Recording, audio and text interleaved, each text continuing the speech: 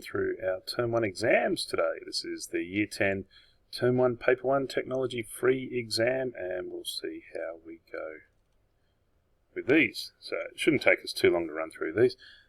Which point satisfies the equation? So of course we're just going to substitute in these points, sub in the x value, check that the y value is going to give us the correct answer. I might move that over there so I can actually access my pens. There we go. So if I stick 3 into the equation, 3 times 3 is 9, plus 4 is 13.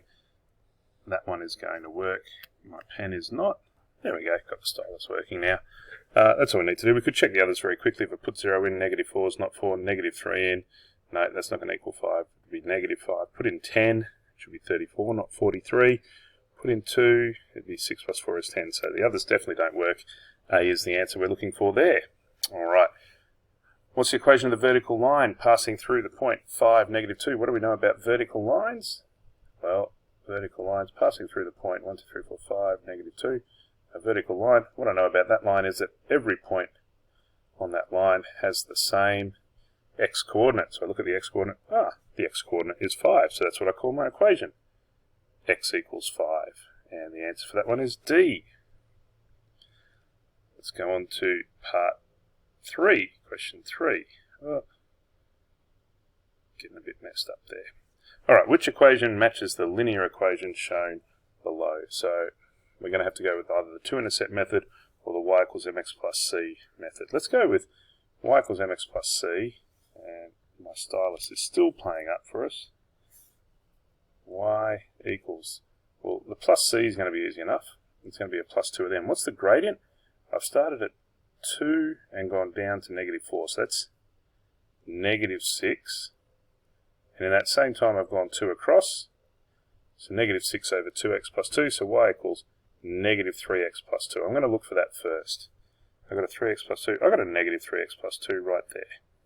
Boom, that's the one we want, and we're on to the next question.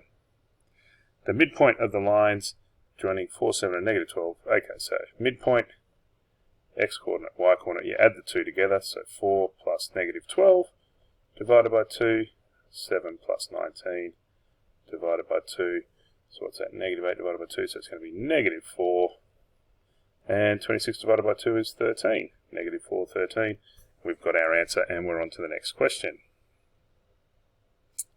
Inequalities, some of us still struggling with which way these signs go. Just have to practice it till you know them, guys. It's really important that you don't get these confused. Coloured in circles allowed to include it. So I want the x's that are greater than 7, to the right of 7, so greater than or equal to 7, and less than or equal to, open circle doesn't equal, so it's less than 9. So greater than or equal to 7, that's that one. Less than 9, that's the answer we're looking for. The sum of the interior angles of a hexagon. You might remember the rule for it, or you might just say, oh, that's 1, 2, 3, 4 triangles, 4 times 180, 720. That's all we need for that one. Find the value of x in the following diagram. Little trick with this one. If you split it up like that, it's going to be a lot easier for you, isn't it? It's going to make your life a little bit easier. So now I've got alternate angles there. That's a 36. In here I have co-interior angles, 118. How far away from 180 is that? I think that's going to be 62. Yes, that will make it 180. So total angle x is going to be 62 plus 36, 98. And there we go. Find the scale factor.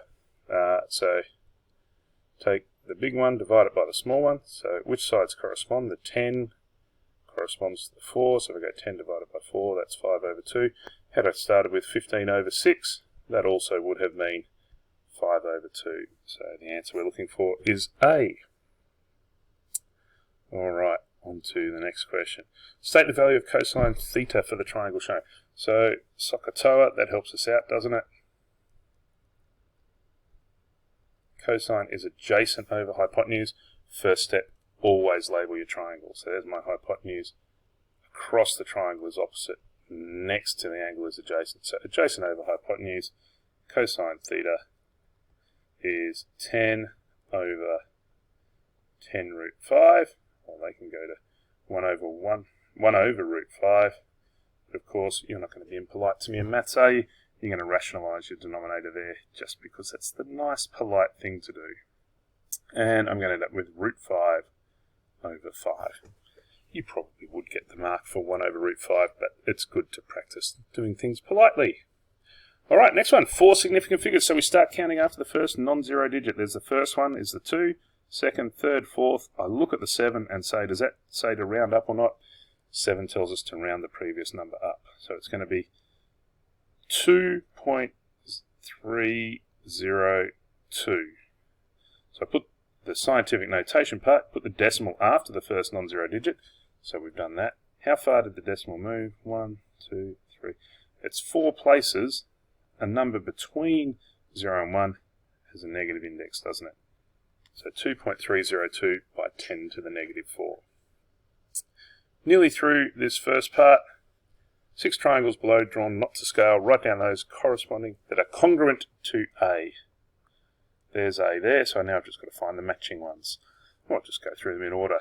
B, it's got a 4.6 opposite the 64. This 4.6 is adjacent to the 64. It's definitely not isosceles, so we can rule that one out. Good. Let's go on to C. 71 and 64, they're both the same. 4.6 is opposite the 71. Yep, so that's looks like it's going to work, doesn't it? I've got 2 angles and a side, so you could say angle, angle, side, or angle, side, angle, because this top angle must be the same in each of them. There we go, we found one. What about D? Is D going to work for us? We've got a 64, we've got the 4.6 next to the 64. I don't know what that other angle is. Well, maybe we should check what that top angle is going to be. If we add up the 61 and the 71 and the 64, 135. How much more do I need to get to 180? Oh, 45 degrees. Yeah, that one's going to match. Well, I'm done, aren't I? Do we need to check the others? Nope, you're all done. This one's got the 4.6 next to the 71. It's supposed to be adjacent to the 64, so that's no good. And that's got the 4.6 on the other end, so we know we've got the 2 we needed. And we're on to question 12. Determine whether the following triangle is right-angled or not. All we have to do is Pythagoras' theorem. If it is true, then the triangle is right-angled. If it is not true, then it is not right-angled. 144 or 64 plus 25, they don't look like they're going to be anywhere near each other, do they? 89, they are not equal to each other, therefore not a right-angled triangle.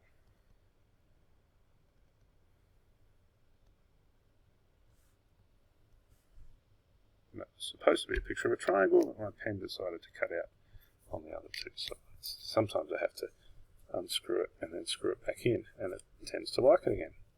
Go figure. Yep, there we go. Alright, that's the end of section A. I'll make a new video for section B. I hope that helped. We'll see you in the next one. Bye.